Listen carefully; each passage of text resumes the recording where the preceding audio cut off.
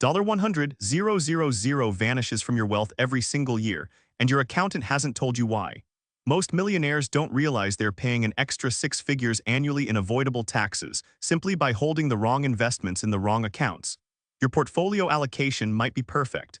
Your diversification might be locked in. But if you've made one silent mistake, the asset location mistake, you're leaving money on the table every tax season.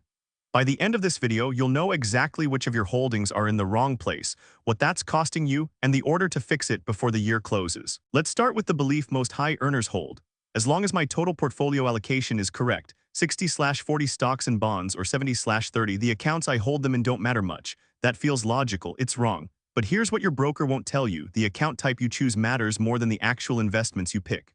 The IRS doesn't tax wealth growth identically across account types. Ordinary income from bonds gets crushed in taxable accounts. Qualified dividends get preferential treatment. Tax-deferred growth compounds untouched in IRAs and 401ks. And here's the part nobody talks about. This mistake isn't corrected by better investment selection.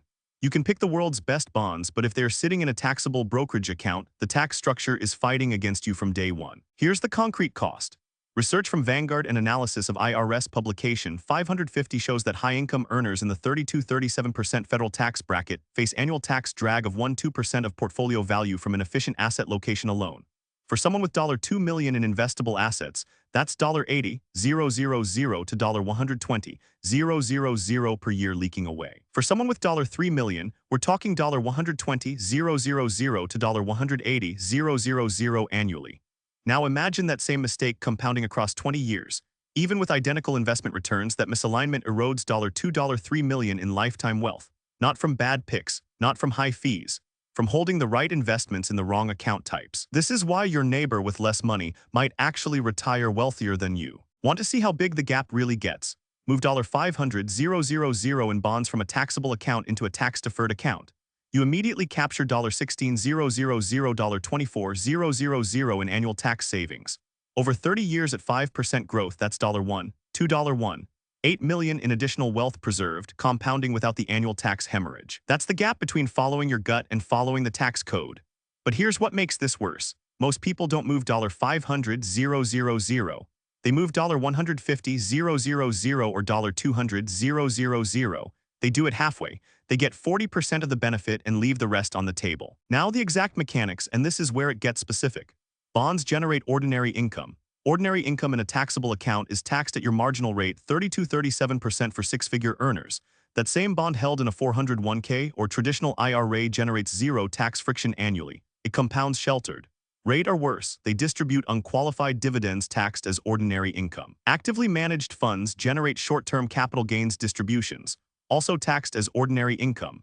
If you're holding any of these in a taxable brokerage account, you're voluntarily handing the IRS 32–37% of your annual return.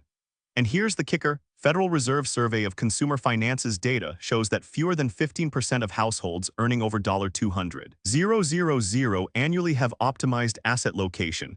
They've optimized allocation. They haven't optimized location. That's the error. And it costs them more than most major life decisions combined. So what does the fix actually look like? First, fill tax-deferred accounts first with tax-inefficient investments.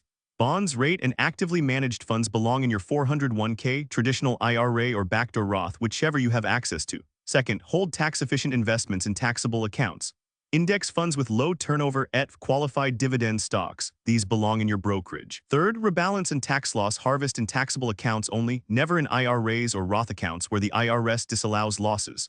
Fourth, year-end windows matter. If you're going to reallocate between account types, do it before December 31. You control the timing in taxable accounts. You can't control it in 401ks tied to company plan years. Fifth, and this is the part that pays off completely, audit your current holdings right now. Pull your statements. Match each holding to its account. If bonds are sitting in your taxable brokerage, you've found the leak. The timing here is critical. It's November. Tax loss harvesting season is open. Rebalancing deadlines exist before 2025 filings begin. If you haven't audited your account types, this is when to do it. BLS data shows that professional and managerial households in the top 10% by income average $1, $8, $4 million in investable net worth.